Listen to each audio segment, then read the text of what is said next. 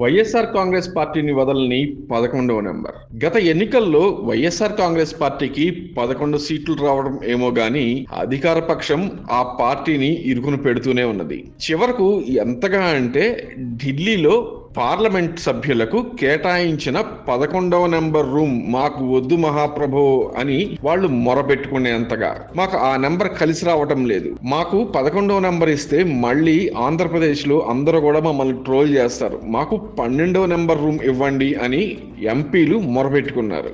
అంటే పరిస్థితి ఎంతగా దిగజారిందో అర్థం చేసుకోవచ్చు. అంతెందుకు, మీమ్స్ లో కూడా జగన్ ముఖం మీద వెంకటేశ్వర స్వామి వారి నామాలను 11 అని వేసి ట్రోల్ చేశారు.